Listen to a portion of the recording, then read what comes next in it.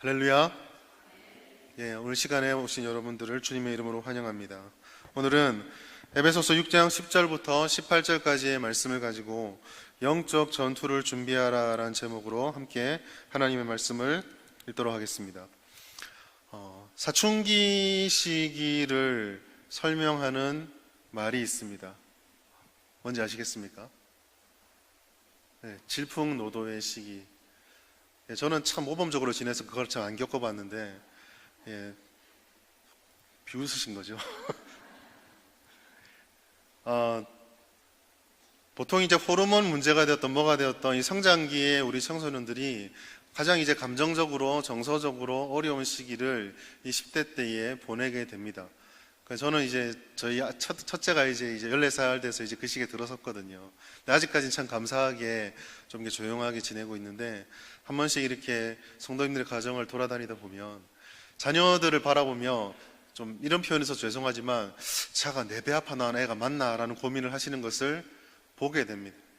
그렇게 우리 앞에서 재롱을 떨던 아이가 집에 머무면은 얼굴도 한번 보기 힘들고, 뭐 조용해서 집에 있는가 싶어 방문 열어보면 벌써 나가고 없고, 들어온 줄 알았는데 안 들어오고, 그런 모습들을 보게 되는 거죠. 아마도 이 질풍노도의 시기라고 하는 것은 불안함과 그리고 불안정함과 좌충우돌하고 도대체 어디로 튈지 모르는 그런 시기를 설명하는 단어일 것 같습니다. 길을 잃어버린 것만 같고 뭔가 하는 것 같은데 제대로 될 건 아무것도 없어 보이는 그런 시기. 그런데 이 질풍노도라는 말이 어떻게 보면 말세를 살아가는 이 시대의 우리들의 모습과 유사한 것 같습니다. 이 시대가 딱 이거 같거든요. 예측 불허하고 뭘 하는 것 같은데 정말 제대로 하는 건 하는 거 하나도 없는 것 같고, 보여주는 모든 것들은 우리 영적인 눈으로 바라보면 불안하기 짝이 없는, 그 속에서 우리가 바르게 생활하고 바르게 살아가려고 힘을 쓰지만 또한 동시에 그러한 우리들에게 찾아온 어려움이 여전히 존재하고 있고, 하나님께 부르짖고 주의 말씀을 듣고 하나님 말씀을 깨달으며 과연 그러한가 보다로 깨닫고 삶으로 돌아가면 다시 우리 앞에 펼쳐지는 그 장벽들 때문에 여전히 참 우리가 무엇에서부터 준비되어야 될지 잘 알지 못하는 그런 시기. 어쩌면 우리가 살아가는 이 시기가 바로 질풍노도의 시기인 것 같습니다. 정치, 경제, 사회, 문화, 그리고 종교적인 부분, 우리 신앙적인 부분에서도 이러한 혼란과 어려운 모습들은 쉽지 않게 발견할 수가 있습니다. 답답한 현실을 토로하고 그런 현실들을 바라보며 우리 세상 사는 게 참 힘들어요 라고 말하는 것으로 끝났으면 좋겠지만, 당연히 우리가 가질 수 있는 한 가지의 자세는 그냥 이렇게 이 시대가 이렇다고 해서 그렇게 살아가서는 안 된다라는 것이죠. 하나님께서 우리를 그리스도인으로 불러주시고 부르신 우리들에게 우리만이 할 수 있는 각자의 사명과 소명을 주셨습니다. 뭐 사명, 소명이라는 게 되게 거창해 보이고 그 나랑 상관없는 얘기겠거니 할지 모르겠지만, 기본적으로 예수 믿는 우리들은 하나님께서 부르신 사용하시고 사시고자 하는 그 사용처가 분명히 있고 우리만 할 수 있는 하나님의 뜻하심이 분명히 있습니다. 그렇기 때문에 우리는 이러한 현실들을 바라보면서 그저 이 시대가 빨리 가고 주님 배울 날만 바라봅니다 라고 시간만 기다릴 수는 없습니다. 이 땅을 살아가는 우리들에게 이러한 깊은 혼란과 혼동 속에서 도대체 우리가 이 시기를 어떻게 바라보아야만 하고 어떻게 우리를 준비해야만 하는가, 무엇을 추구하고 무엇에 힘써야 하는가는 굉장히 중요한 질문입니다. 특별히 오늘 에베소서 6장 10절부터 18절까지의 말씀은 우리가 살아가는 이 현실에 대해서 한 가지 정의를 내려주며 한 가지를 우리에게 힘쓰라라고 말하고 있습니다. 내려주는 정의는 이 세상은 영적 전투의 현장이다라는 것이고, 우리가 무엇을 준비해야 될지는 전신갑주를 입어라라고 말씀하고 있다는 것입니다. 이 두 가지에 대해서 오늘 시간 함께 살펴보고자 합니다. 첫 번째로 전신갑주를 입어라 라는 말씀 속에서 우리가 살아가는 이 시기가 영적 전쟁터임을 알 수가 있다는 사실입니다. 전쟁터에 나가는 군인들은 아름답고 깨끗한 옷을 입지 않겠죠.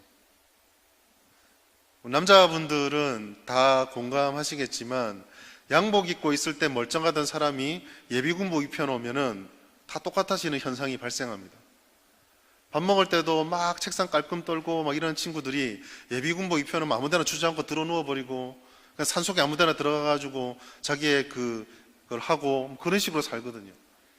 내가 무엇을 입느냐라는 것은 굉장히 중요합니다. 즉 전투 복장을 갖추어야 된다라고 말씀하시는 이 하나님의 말씀은 우리가 살아가는 이 시대가 그러한 복장을 갖추어야만 하는 세상, 즉 전쟁터라는 것을 이미 우리에게 말씀해주고 있다는 것이죠. 바울의 신앙은 이러한 인식이 굉장히 중요하게 작용합니다. 바울의 신앙의 핵심은 예수님이 오실 날이 가까워오기 때문에 우리는 그저 편안하고 아무 문제 없는 것처럼 만족하고 이 세상에 살아갈 것이 아니라 이 임박한 종말을 대비하며 전쟁터에 나가는 군인처럼 그렇게 살아야 한다. 이게 사도 바울의 가장 중요한 인식이었거든요. 그렇기 때문에 사도 바울은 우리들에게 말하면서 주 안에서 강건함을 입으라라고 우리에게 말씀을 하고 있는 것입니다. 왜냐하면 우리가 살아가는 이 시대는 하나님께서 구원을 이루어 주신 시기이긴 하지만 여전히 악의 무리들이, 악한 세력들이 영향력을 미치고 활발히 활동하고 있기 때문입니다. 특별히 우리는 악한 영들에 대해서 생각을 할 필요가 있습니다. 오늘날 우리는 악한 영, 귀신, 마귀 이러한 이야기들은 성경에 분명히 있음에도 불구하고 꺼리는 주제 중에 하나입니다. 혹은 우리가 살아가는 이 세상 속에서 그러한 것들이 크게 의미가 없다고 생각하고 직장, 취업, 그다음 우리가 살아가는 삶의 문제들, 결혼 이런 현실적인 문제들과 조금 더 깊이 들어가면 마음의 안정, 평안 이런 것들만을 중요하게 생각을 합니다. 왠지 귀신 얘기하면 좀 미신적인 것처럼 보이고 신비롭게 보이고 신비적인 것처럼 보여서 꺼려지는 그런 시대를 살아가고 있다는 것이죠. 그러나 악한 영들은 분명히 실존을 하고 있습니다. 물론 이 악한 영들은 결코 우리들에게 위협적인 존재는 아니며 치명적인 존재도 아닙니다. 왜냐하면 예수 그리스도를 믿는 우리들에게 하나님께서 주신 약속이 있기 때문입니다. 말씀 한번 살펴보겠습니다. 로마서 8장 31절 말씀 같이 한번 읽겠습니다. 그런즉 이 일에 대하여 우리가 무슨 말 하리요? 만일 하나님이 우리를 위하시면 누가 우리를 대적하리요? 아멘. 뭐라고 말씀하고 있습니까? 무슨 일이 우리 앞에 있든지 하나님이 우리를 위하시면 누가 우리를 대적할 수 있느냐? 사도 바울의 고백입니다. 무슨 말입니까?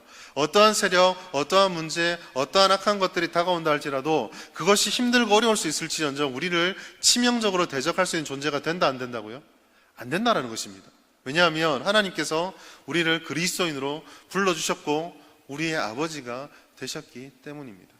그러나 비록 그렇다고 할지라도 그러한 존재가 아무리 연약하고 우리들에게 치명적인 위해를 가하지 못한다라고 하나님의 말씀이 말해주고 있다고 할지라도 우리의 삶에서 느껴지고 체험되지는 것은 결코 가볍게 넘길 수만은 없다라는 것이죠. 예를 들어서 우리가 하나님 앞에서 거룩한 결심, 하나님 앞에서 죄로부터 싸우겠다고 결심한 이후에 하나님께 눈물을 흘리고 은혜를 경험하며 회개를 하였지만 우리가 항상 삶에서 경험하는 것들은 또다시 그 앞에서 넘어지고 있는 우리를 발견한다는 것입니다. 하나님 앞에 결심하고 다짐하고 싸워서 이기겠다라고 말했으면 그 이후로 그 문제가 내게 더 이상 어렵지 않으면 좋은데 여전히 그 문제들이 우리의 발목을 잡는다는 것이죠. 왜냐하면 악한 영은 우리보다 우리의 연약함을 더 잘 알기 때문입니다. 우리가 무엇에 넘어지는지, 우리가 무엇을 고민하는지, 우리가 남들에게 보여지는 모습이 아니라 우리 안에 가장 깊숙한 곳에서 무엇을 더 소중하게 여기고 무엇에 연약한지를 악한 영은 잘 알고 있다는 것이죠.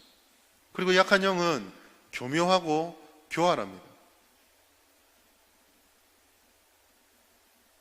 영국의 작가인 C.S. 루이스는 이 악한 영의 방법들을 스크루테이프라는 편지, 스크루테이프의 편지라는 책에서 멋지게 잘 묘사를 했습니다.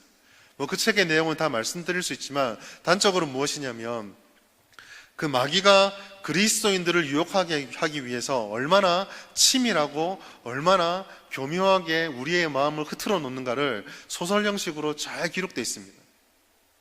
예를 들어서 거기에는 정확한 예는 아니지만 그리스도를 온전히 따르는 것을 막기 위해서 하나님의 복음을 보고 말씀을 듣고 예배하고 기도의 시간을 조금 줄여놓고 바쁘게 만들고 프로그램 많이 만들고 이런 식으로 해서 봉사 열심히 하고 내가 교회 오래 머무니까 신앙생활 잘하겠구나 그런 생각을 심어줘서 정작 바라보고 배워야 될 하나님의 마음, 그리스도의 은혜, 기도하는 시간, 예배의 집중, 이런 것들로부터 흐트러지게 만드는 식의 모습들입니다.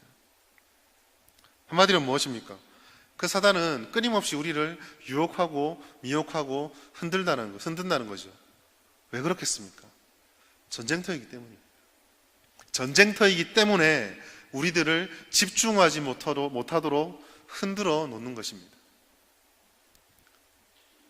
왜 우리를 이렇게 흔들고 있습니까? 이 땅을 살아가는, 전쟁터를 살아가는, 영적 전쟁 속에 살아가는 우리들에게 하나님과 동행함으로써 누릴 수 있는 견고함, 만족감, 그리고 풍성함을 빼앗아가기 위해서입니다. 성경에 그렇게 많이 기록되어 있는 하나님의 약속의 말씀, 그리고 하나님께서 우리가 주님을 따를 때 주시겠노라 하는 그 약속의 은혜들, 그것을 순종했을 때 우리에게 성취될 수 있는 모든 열매들을 맛보면 그 다음 단계로 더 견고하게 나갈 수 있고 하나님과 깊은 은혜를 경험할 수 있을 것인데, 자꾸 우리들을 흐트러뜨리고 넘어뜨리고 실망하게 만들므로써 하나님 안에서 누릴 수 있는 그 은혜의 맛을 모르게 만들기 위해서입니다. 사단은 이것을 위해서, 악한 영들은 이것을 위해서 이 땅에서 할 수 있는 모든 방법들을 사용합니다. 그들은 우리 가운데 있는 육신의 욕심, 그 욕심들을 합리화시키고 정당화시킴으로 그럴 수밖에 없다라는 그럴듯한 이유로 우리에게 집어넣습니다. 내가 욕심이 많은 게 아니라 세상을 살아가는데 이 정도는 있어야지. 내가 욕심이 많은 게 아니라 이런 부분들 우리에게 갖추어 주어야지 라고 말하며 하나님이 주시는 뜻을 보지 못하게 만들다거나, 혹은 거짓을 통해서 당장 눈앞의 이익을 취하고 눈앞의 어려움들을 벗어나게 만든다거나, 혹은 무절제한 분노를 통해서 하나님께서 주시는 인내와 자기 겸손을 배우는 것을 못하게 만들고 내가 원하는 대로, 내가 생각했던 대로 모든 것이 되기를 바라는 그런 포악한 모습으로 나타나게 만들기도 합니다. 여기 계신 여러분들은 직접적으로 누구의 물질과 다른 사람의 것들을 빼앗지는 않겠지만, 이 세상에 존재하는 수많은 도둑질들, 다른 사람의 마음을 뺏어가고 다른 사람의 시간을 빼앗는다거나 다른 사람들의 꿈과 미래를 앗아가는 다양한 형태의 도둑질도 이 세상에 등장을 하고 있습니다. 말로 인한 더러운 모습들, 남을 험담하고 다른 사람의 약점을 교묘하게 들춰낸다거나, 겸손을 가장한 나 자신을 높이고 다른 사람을 내려놓는다거나, 이런 다양한 모습들로 우리는 또 유혹을 받기도 합니다. 이런 모든 것들은 성령을 근심하게 하는 것이죠. 하나님의 의를 따라서 하나님의 백성답게 하나님의 선하심을 따라 살아가며 이 세상에 빛과 소금의 역할을 감당해야 될 거룩한 사명이 교회와 성도들에게 주어졌습니다. 그러나 우리들을 통해 세상에 살아가는 우리들은 이러한 유혹에 빠지게 될 때에 하나님이 말씀해 주셨던 빛과 소금의 역할을 감당하지 못하게 됩니다. 역할을 감당하지 못하는 게 무슨 큰 문제가 있습니까? 라고 말할지 모르나 그게 전쟁이기 때문이죠. 빛이 비춰야 될 곳에 빛이 비치지 않으면 어둠이 임하게 됩니다. 그리고 그 어둠은 악의 세력권입니다. 소금이 들어가 부패한 것을 끊어내고 모든 거짓된 것을 드러내고 그곳에서 하나님의 정의와 공의를 나타내야 할 사명이 있는 그리스도인이 그 사명을 나타내지 못하면 그곳은 여전히 사단의 유혹이 등장하는, 사단의 유혹이 횡행하는 그런 곳이 되어버리게 됩니다. 이 모든 것들은 결코 가벼운 문제가 아닙니다. 왜냐하면 우리가 아까도 계속 말씀드리지만 사단이 이러한 유혹을 할 때에 빤하게 유혹하는 것이 아니라 온갖 술수와 온갖 속임수와 온갖 교활함을 다 사용해서 공격해 오기 때문입니다. 영적 전쟁터에 빠져있는 우리들이 가장 놓치기 쉬운 것이 바로 여기에 있습니다. 많은 성도들이, 많은 교회들이 자칫 넘어지기 쉬운 유혹은 사단의 이런 교활함들을 너무 가볍게 생각한 나머지 거기에 충분한 경각심을 가지지 못하는 것에 있습니다. 때로는 위협하고, 때로는 유혹하고, 때로는 광명의 천사를 가장하며 마치 그것이 누구나 걸어가는 길인 것처럼 우리들을 유혹을 합니다. 사랑하는 성도 여러분, 오늘날 우리를 둘러싸고 있는 여러 가지 다양한 문제들, 상황들 속에서 이것이 사단이 우리를 시험하고 있는 것인지 아닌지 분별할 수 있는 우리 모든 성도님 될 수 있기를 축원합니다. 그렇다면 이 영적 전쟁터 속에서 우리가 할 수 있는 것이 무엇이겠습니까? 그것은 바로 오늘 말씀 속에 나타나 있는 전신갑주를 입는 것입니다. 복장의 얘기를 했었죠. 전쟁터에 나가기 위해서 제일 처음 해야 될 것은 먼저 무장을 해야 됩니다. 군인이 전쟁이 났다고 사이렌이 울리면 전쟁터에 뛰쳐나가기 전에 먼저 옷을 갈아입고 철모를 쓰고 총을 들고 뛰쳐나가야 되는 것처럼 우리도 영적 전쟁터에 나가기 앞서서 그 비상벨이 울리는 이 세상 속에서 싸우기 위해서는 무장을 해야 합니다. 이 전신갑주를 이해할 때, 전신갑주를 입어야 된다고 이해할 때 우리가 생각해야 될 두 가지가 있습니다. 하나는 강건하여지고라고 하는 10절의 말씀입니다. 끝으로 너희가 주 안에서와 그 힘의 능력으로 강건하여지고라고 말씀을 하고 있는데, 이 강건하여지고라는 것은 우리가 전신갑주를 취하는 것이 무엇인지를 잘 설명해 주는 것 중에 하나입니다. 무엇이냐면 우리가 전신갑주를 취할 때 이 전신갑주는 우리의 능력, 우리의 힘으로 만들어 입는 것이 아니라 하나님에 의해서 우리에게 입혀지는 것, 하나님께서 우리에게 입혀주신다고 하셨던 그 약속이라는 것을 기억할 필요가 있다는 것이죠. 바꿔 말해서 이 전신갑주는 내가 입어야 되겠다고 힘을 쓴다고 입혀지는 것이 아니라 이미 하나님께서 우리들에게 제공해 주신 갑옷이라는 의미입니다. 새로 찾아낼 필요도 없고 다른 어떤 새로운 것을 요구할 필요도 없이 이 전신갑주는 이미 우리가 알고 있는 것입니다. 그리고 하나님께서 주신 것이고 하나님께서 강건해질 수 있도록 하셨기 때문에 그 약속은 우리가 하나님 앞에 나아가면 강건하여진다라는 성취까지도 염두해 주고 있습니다. 두 번째로 취하라라고 하는 13절의 말씀입니다. 그러므로 하나님의 전신갑주를 취하라라고 말씀을 하고 있습니다. 근데 여기서는 앞에 강건하여지고가 하나님에 의해서 강건해진다고 하면 이 취하여는 우리가 그 하나님의 약속을 붙잡고 추구하고 찾아가야 한다는 것을 말씀하고 있습니다. 즉 우리가 힘써야 할 부분도 분명히 있다는 것을 우리에게 말씀해 주고 있다는 것이죠. 하나님께서 전신갑주를 약속해 주셨지만 그 전신갑주가 무엇인지 하나님의 말씀 속에 주어져 있지만 그것을 우리의 것으로 취하고 준비하는 데는 우리의 의지와 노력도 필요하다는 것입니다. 하나님이 주신 것이고 우리가 찾는다는 이 두 가지를 보았을 때 그것은 결코 새로운 것이 아닙니다.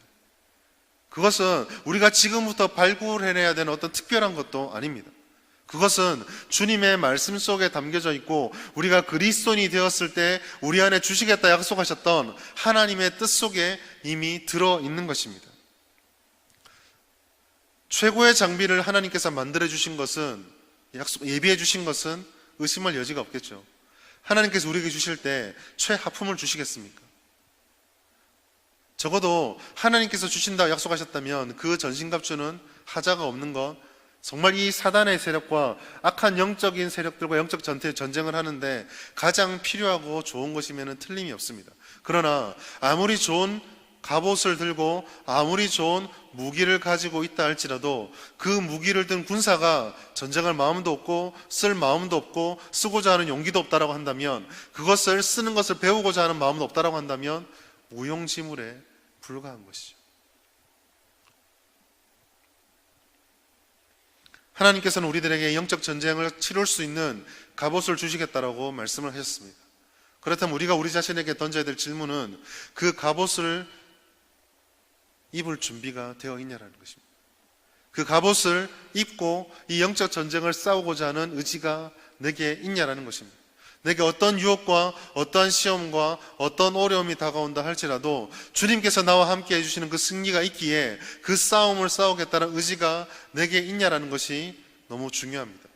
이 점에서 오늘날 현대교회와 저를 포함한 오늘날 현대교회 성도들은 우리 앞서 신앙을 지켰던 선배들에게 배워야 할 것이 분명히 있습니다. 말씀 보기가 너무나 쉽고 설교를 듣기도 너무나 쉬우며 심지어 인터넷 같은 걸 통해서 이 본당에 예배를 드리러 나오지 않고서도 주님의 말씀을 들을 수 있는 시대, 그것이 지금 우리의 시대입니다. 성경 한 권을 얻기 위해서 그토록 노력해 얻었던 시대는 더 이상 우리들의 시대는 아닙니다. 하나님의 말씀을 듣기 위해서 산을 넘고 물을 건너 교회당에 와야지만 말씀을 들을 수 있는 시대도 아닙니다. 심지어 우리가 듣고자 하면 장로교 교단뿐만 아니라 5만 곳에서 그것이 건전하든 건전하지 않든 접할 수 있는 말씀의 홍수 속에 살아가고 있습니다. 그러나 우리가 그러한 풍성함 속에서도 우리의 선배들 앞에서 부끄럽게 뒤처지고 있는 것이 있다고 한다면, 그러한 어려움이 찾아올 때에 내가 한번 싸워보겠다는 믿음의 야성이 사라져버리고 있지는 않느냐라는 것이죠. 똑같이 어려웠습니다. 똑같이 힘들고 똑같이 우리들을 침범하는 아픔들이 있었습니다. 그 아픔 앞에서 우리의 선배들은 우리보다 더 많은 것을 알지 못했고 우리보다 더 좋은 환경이 아니었을지언정 목숨을 걸고 맞설 각오가 되어 있었습니다. 아무리 좋은 무기가 갖춰진다 할지라도 그 무기를 쓰고자 하는 우리에게 의지가 없다고 한다면 이 무기가 무엇인지, 지금 설교의 다음 내용으로 넘어가야 될 그 무기의 종류가 무엇을 뜻하는지 아는 것이 소용이 없습니다. 하나님 앞에서 용사로 싸우고자 했던 각오가 섰던 다윗은 물맷돌 하나로도 골리앗을 쓰러뜨렸습니다. 그러나 하나님 앞에 하나님과 동행하고자 하기를 포기했던 사울은 그 백성들 중에 유일하게 칼을 차고 있었으나 블레셋과의 전쟁에서 전사하고 말았습니다. 중요한 것은 물맷돌이냐 칼이냐가 아니라 하나님 주시는 그것을 붙잡고 우리가 싸울 각오가 되어 있냐라는 것이죠. 예배의 자리에서, 말씀의 자리에서, 기도의 자리에서, 학생들은 학교에서, 직장인은 직장에서, 주부는 가정에서, 저와 같은 목사들은 교회와 영적인 현장에서 싸울 각오가 되어 있느냐. 오늘 이 시간에 말씀의 시간과 기도의 시간을 통해서 우리에게 주어져 있는 갑주를 붙들고 하나님의 영적 전쟁을 싸워나가기를 각오할 수 있는 우리 모든 성도님 될 수 있기를 주의 이름으로 축원합니다. 그렇다면 오늘 우리가 그런 각오가 되어 있다고 한다면 도대체 우리에게 주어진 갑주가 무엇일까요? 이제 우린 그것을 들을 수 있습니다. 첫 번째로 14절부터 말씀하고 있는데, 첫 번째는 진리의 허리띠입니다. 그런즉 서서 진리로 너희 허리띠를 띠고 라고 되어 있는데, 여기 오늘 우리 본문의 말씀에서 그 원어 성경에 보면 허리띠를 띈다는 말이 아니라 허리를 동이라라고 말을 하고 있습니다.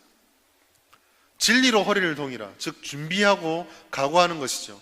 옛날 옷들처럼 펄럭이는 옷이 있을 때 전쟁터 나가기 위해서 마치 우리 그 어머니들이 부엌 가기 전에 치마 확 걷어 올려가지고 묶는 것처럼 허리를 동인다라는 것은 준비하고 활동한다는 의미를 가지고 있습니다. 그런데 그 활동이 내가 하고 싶은 대로 하는 것이 아니라 진리로 동요맨, 즉 진리로 매여 있는 가운데 활동하고 싸워 나가야 한다는 것을 오늘 말씀 속에서 우리에게 주고 있는 것이죠.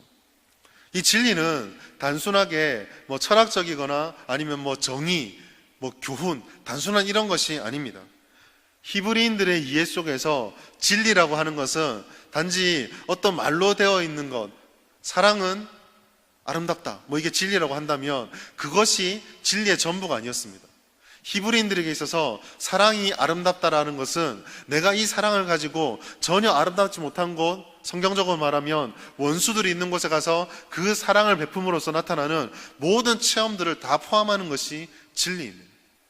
즉 히브리인들에게 진리는 정말 그 말씀이 가지고 있는 진실성과 함께 실천으로 나타나는 신실함과 성실함과 이 모든 것들이 포함되어 있는 것, 그것이 진리라고 한다는 것이죠. 아는 것과 삶이 하나로 연결되어질 때 진리라고 말할 수 있다는 것입니다. 즉 진리로 허리띠를 띈다는 것은 진리이신 하나님을 따라서 우리도 그 진리를 삶에서 드러내길 힘쓰는 것, 그런 각오를 하고 그 진리로 우리 자신들을 무장시켜 가는 것입니다. 우리의 생각 속에 들어와 있는 세상의 것들을 몰아내고 하나님의 생각들을 배워가는 것. 당연히 진리로 허리띠가 매는 것이 이와 같이 삶으로 이어진다면 두 번째인 의의 호심경이 필요하게 됩니다. 호심경은 가슴을 막아주는 흉패와 같습니다. 이 흉패를 막아주는 것은 우리에게 공격해오는 악의 무리들의 그런 공격과 방해들로부터 우리를 지키기 위한 것입니다. 즉, 죄가 우리에게 들어와서 우리를 죄인으로 만들어서 죽음에 이르게 할 때에 우리가 의인되었다라는 하나님의 약속, 그 진리를 붙잡고 우리 스스로를 세워나가는 것이죠. 그리고 우리가 의인이 되었다라는 것은 내가 의인이 되었어로 끝나는 것이 아니라 의인답게 살아가야 될 삶의 의무도 우리에게 주어지게 됩니다. 진리의 허리띠를 띄었다는 것이 삶으로 이어진다고 했을 때 그 삶으로 드러난 열매는 당연히 의의 열매가 될 수밖에 없겠죠. 사단은 바로 여기에서 우리들을 계속 공격을 합니다. 우리가 의인이 되었다는 것, 우리가 하나님의 자녀가 되었다는 것을 자꾸 공격함으로 그리스도인답게 살아갈 수 있는 동력을 다 무너뜨립니다. 진리이신 하나님을 쫓아가는 것을 무너뜨림을 말미암아 우리 신앙에 치명적인 위해를 가하는 것이죠. 그것을 막기 위해서 우리는 하나님의 의의 열매, 하나님께서 이 열매를 맺게 해주신다라는 믿음을 가지고 우리 가슴 속에 의의 흉패를 붙여야만 합니다. 세 번째로 평안의 복음이 준비한 것, 즉 복음의 신발을 신어야 합니다. 일반적으로 이 신발을 신는다고 하는 것은 복음을 전한다, 복음을 전도하는 선교적인 의미로 많이 사용이 되기도 합니다. 그런데 오늘 본문의 말씀 속에서 또 다르게 생각해 볼 수 있는 것은 지금 이 본문에서 쓰는 것은 선교를 전하는 이 사명적인 부분이 아니라 전쟁의 배경이거든요. 그럼 당시에 로마 군인들의 복장을 좀 생각해 볼 필요가 있습니다. 로마 군인들이 신었던 그 신발이 있는데 그 신발은 바닥에 징이 박혀 있어서 잘 미끄러지지 않게 하는 신발이었습니다. 그리고 과거에 로마 군인들이 쓰는 전투의 방법은 보병들이 앞에 서서 방패를 들고 창을 앞으로 딱 찌른 채에 밀리지도 않고 전진할 수 있어야만 했습니다. 즉 보병들은 상대방이 치고 들어올 때 자기 자리를 먼저 지켜내야 하고 그 다음 지켜낸 다음에 한 걸음씩 앞으로 나가야 했다는 것이죠. 결국 무슨 말입니까? 여기서 말하는 평안히 복음에 준비한 것을 신으란 말은 하나님께서 너를 하나님의 자녀로 불러주신 바로 그 자리에서 사단의 유혹에 밀려서 뒤로 물러나지 말고 자기 자리를 지키는 견고한 이겨냄이 우리에게 필요하다라는 것입니다. 사단은 끊임없이 우리의 유혹에서 자기 자리를 벗어나게 만듭니다. 예배의 자리, 말씀의 자리, 기도의 자리, 섬김의 자리, 봉사의 자리, 거기서 자꾸 물러나게 만듭니다. 하나님의 자녀가 누려야 될 확신과 믿음의 자리에서 한 걸음씩 한 걸음씩 물러나도록 만듭니다. 그러나 오늘 하나님께서는 사도 바울의 입술을 통해서 분명하게 우리에게 말씀해 주고 있습니다. 물러나지 마라. 복음은 너희를 물러나지 않게 만들어줄 하나님의 신이다라고 말씀을 하고 있습니다. 그래서 우리는 날마다 이 복음이 단지 머릿속에 배워진 것으로 끝나는 것이 아니라 내가 그리스도의 은혜로 하나님의 자녀가 되었다는 것을 머리로부터 가슴을 통해 우리의 삶을 통해서 확신하고 우리의 믿음의 자리를 지켜야 합니다. 예배를 드리기 힘든 순간이 올 때 예배를 드림으로써, 기도하기 힘든 순간에 기도함으로써, 말씀 읽기 힘든 순간에 말씀을 읽음으로써, 다른 사람을 섬기기 힘든 순간에 섬김을 통해서, 주께서 부르시는 그곳에 나는 지금 갈 수 없을 것 같은데 가는 순종을 통해서 우리는 그리스도의 자녀의 자리를 지키게 되는 것이죠. 이게 복음의 신을 신는 것입니다. 네 번째로 16절에 보면 믿음의 방패를 가지라라고 말씀을 하고 있습니다. 여기서 믿는다라고 하는 것은 믿음은 개인적인 고백이 아니고 자기의 노력도 아닙니다. 믿음은 복음에 나타난 하나님의 뜻과 계획이 우리 가운데 이루어질 것이다라는 것을 확신하고 그 가운데 서 있는 것입니다. 그렇기 때문에 믿음은 우리의 것이 아니고 하나님으로부터 선물이며 그 믿음은 우리의 느낌이나 우리의 상황에 따라서 변하는 것이 아닙니다. 우리의 만족으로 인해서 믿음이 깊어지는 게 아니라는 것이죠. 그것은 긍정의 힘도 아닙니다. 그것은 내가 잘 믿고 있다고, 내게 아무 문제가 없을 것이라는 자기 최면도 아닙니다. 믿음은 오히려, 믿음의 방패라는 것은 공격이 있다는 얘기잖아요. 두렵고 떨릴 수 있습니다.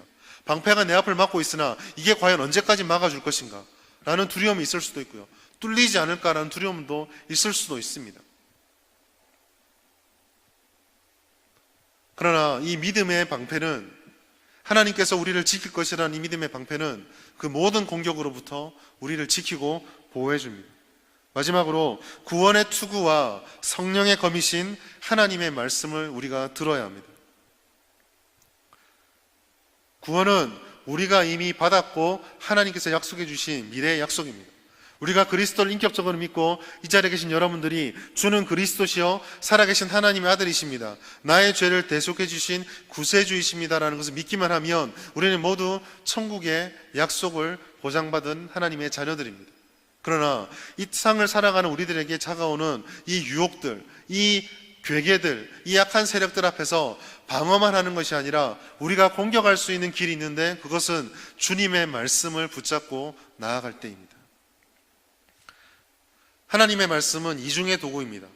첫 번째는 우리에게 찾아오는 의심을 막아주는 방어적인 역할을 함과 동시에 하나님 앞에서 이 세상을 향해서 그리스도인들이 달려나갈 수 있게 만들어주는, 세상의 가르침에 맞서서 그것이 아니다라고 외쳐줄 수 있는 유일한 공격 무기입니다. 사단이 우리들을 유혹하면서 하나님의 말씀을 변질시킬 때, 하와가 하나님의 말씀을 오용하고 왜곡함으로 시험에 빠진 것과 달리 우리는 우리 안에 내주하시는 성령님의 깨닫게 해주심으로 말미암아 그 말씀을 붙잡고 하나님의 뜻대로 그들과 싸울 수 있게 되는 것입니다. 칼빈은 이것을 잘 알았기 때문에 건강한 교회는 하나님의 말씀을 가감없이 선포하는 교회다라고 말을 하였습니다. 이 말씀을 거꾸로 뒤집어 보면은 다르게 해석을 하면, 건강한 성도는 하나님의 말씀을 가감없이 배우고 말씀대로 순종하는 자이다라고 말할 수 있을 것입니다. 건강한 성도는 삶의 문제가 아무것도 없는 성도가 아닙니다. 건강한 성도는 이 땅을 살아가면서 내가 신앙생활하면서 아무 어려움이 없이 하는 대로 다 되는 만사형통을 경험하는 것이 건강한 성도의 절대적인 표지가 아닙니다. 건강한 성도는 주님의 말씀을 붙잡고 우리에게 주어지는 모든 상황 가운데 전신갑주를 입고 내가 있어야 될 자리를 지키며 하나님 주시는 믿음으로 우리를 막아가며 우리를 지켜가며 우리를 끊임없이 흔드는 세력을 향해서 주의 말씀의 검을 휘둘러 영적 전쟁을 수행해 갈 수 있는 것, 그것이 바로 건강한 성도입니다. 오늘 우리 자신들은 어떻습니까? 진리의 허리띠를 메고 있습니까? 의의 흉배를 붙이고 있습니까? 복음으로 예배한 것을 신고 있습니까? 믿음의 방패로 우리를 지키고 있습니까? 우리에게 무장의 무기인 하나님의 말씀을 얼마나 우리 자신에게 잘 갖추어 놓고 있습니까? 다시 돌아가 그 갑주를 입고 얼마나 사용할 각오와 준비가 되어 있습니까? 하나님께서는 주신다고 말씀을 하셨습니다. 이제 우리에게 남은 것은 주신 그 하나님의 말씀을 붙잡고 우리에게 주시는 갑옷을 입고 우리를 자꾸 넘어뜨려서 이 하나님의 영원한 생명을 주셨건만 하나님의 그 생명을 누리지도 못하게 만들고 끝없이 비참하게 주눅들어 살아가게 만드는 이 사단의 유혹에 맞서서 싸워가야 합니다. 하나님과 함께 이 땅에서 승리의 삶을 살 수 있도록 하나님의 은혜로 마땅히 감당할 수 있는 그런 능력을 주신다고 하셨건만 그 능력을 보지 못하는 이 세상에 맞서서 영적인 능력을 회복해야만 합니다. 마지막으로 이러한 영적 전투에서 바울은 우리에게 기도에 힘쓸 것을 말씀해 주고 있습니다. 우리 18절 말씀 다시 한번 같이 읽겠습니다. 6장 18절입니다. 시작. 모든 기도와 간구를 하되 항상 성령 안에서 기도하고 이를 위하여 깨어 구하기를 항상 힘쓰며 여러 성도를 위하여 구하라. 사도 바울은 우리들에게 깨어서 기도하고 간구하고 성령 안에서 구하라라고 말씀을 하고 있습니다. 사도 바울은 이러한 기도가 우리 가운데 끊어져서는 안 된다라고 말씀을 하고 있습니다. 기도는 성도들이 무엇을 하든 끊어져서는 안 되는 의무요 책임입니다. 세상은 아까도 말씀을 드렸지만 우리를 넘어뜨리기 위해서 악한 영들은 모든 방법을 동원해서 끈질기고 집요하게 공격해 오고 있습니다. 마땅히 우리는 그 공격에 맞서서 우리도 집요하고 끈질기게 하나님 앞에 기도해야 됩니다. 우리 주변을 둘러싼 환경들을 바라보십시오. 결코 단순한 영적인 싸움이 아닙니다. 기름과 물처럼 딱 분리가 쉽게 나누어져서 쉽게 걷어내고 쉽게 물리칠 수 있는 것이 아닙니다. 세상의 시험은 교묘하게 우리 가운데 들어와 마치 그물처럼 우리를 섞어놓고 있습니다. 거기서 싸우기 위해서 우리는 하나님 앞에 기도하며 성령의 능력을 따라서 계속적으로 하나님 앞에 바로 서 있어야 됩니다. 그것은 우리 힘으로 가능하지 않습니다. 우리의 능력으로 가능하지 않습니다. 성령을 의지하고 기도할 때에 우리 안에 계시는 하나님의 말씀을 좇아서 하나님 앞에 순종할 때에 주님의 능력을 힘입을 때에만 우리는 그렇게 싸워갈 수 있습니다. 오늘 이 시간에 여러분들은 기도하러 모이셨습니다. 하나님 앞에 부르짖으러 모이셨습니다. 간절한 기도 제목이 있을 줄 압니다. 하나님 앞에 해결받고자 하는 마음의 열망들, 주님의 은혜의 사모함이 우리 가운데 있을 줄 믿습니다. 그럼 우리들에게 오늘 우리는 이 기도하라는 말씀 앞에서 물어보아야 합니다. 자문해 보아야 됩니다. 우리는 정말 우리를 공격하는 사단처럼 집요하고 끈질기고 인내를 가지고 하나님께 부르짖고 있습니까? 이미 패했음에도 우리를 비참하게 만들기 위해서 수많은 시도를 열정적으로 시도하는 그들의 그 악한 세력들의 열정만큼 우리는 뜨겁게 기도하고 있습니까? 베드로의 마지막 권면을 기억합시다. 베드로전서 5장 8절 9절입니다. 같이 읽겠습니다. 근신하라 깨어라 너희 대적 마귀가 우는 사자같이 두루다니며 삼킬 자를 찾나니 너희는 믿음을 굳건하게 하여 그를 대적하라. 이는 세상에 있는 너희 형제들도 동일한 고난을 당하는 줄을 압니다. 아멘. 먹이를 찾기 위한 사자가 얼마나 집요하게 먹이를 바라보고 있겠습니까? 그리고 그 먹이를 잡기 위해서 달리기 시작하면 얼마나 집요하게 달려가겠습니까? 마귀는 그렇게 우리를 찾고 있습니다. 마귀는 그렇게 우리를 넘어뜨리고 있습니다. 마귀는 그렇게 우리를 유혹하고 있습니다.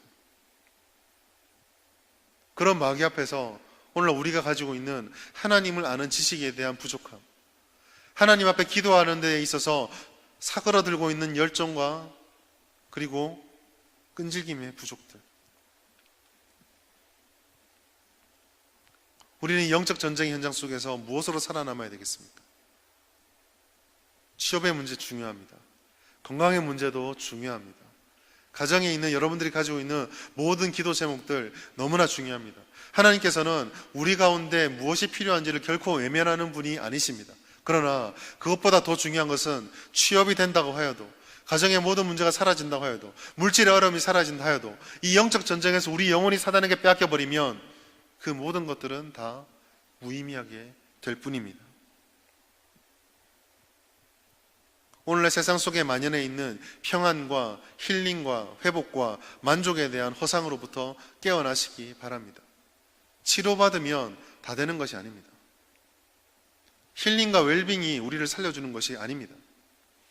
우리를 살려주는 것은 주님과 함께함으로 가시밭길이든 돌짝밭이든 어디든지 주님과 동행하며 걸어가는 그 동행하심과 하나님이 무장시켜주시는 그 무장의 옷을 입고 주님이 가라는 곳에서 견고히 서 버틸 때에 우리는 살아날 수 있습니다. 한국교회에 필요한 것은 문제가 사라지고 고난이 사라지는 것이 아니라 그 문제와 고난 앞에서도 주님과 동행할 수 있는 방법을 다시 한번 깨닫는 것입니다. 6.25를 이겨내고 일제시대를 이겨내고 그 모든 어려움과 박해 속에서도 교회를 이렇게 세워놓았던 우리 선조들이 이겨냈던 것, 많이 모른다 할지라도 한 가지의 말씀 붙잡고 한 번 기도에 생명을 걸며 우리가 있어야 될 자리를 지켰던 그 하나님의 믿음의 야성을 회복해야 하는 것입니다. 그것이 회복되어질 때에 우리는 다시 한번 하나님 앞에서 부흥을 노래할 수 있게 될 것입니다. 2007년도 평양 대붕운동 100주년을 기념하며 잠실체육관이나 운동장에 모여서 수많은 성도들이 부흥을 외치며 회개를 외치며 회복을 외쳤습니다. 12년이 지났습니다. 무엇이 변화되었습니까? 무엇이 나아졌습니까? 밤마다 기도드린 이 기도가 형식적이지 않길 원합니다.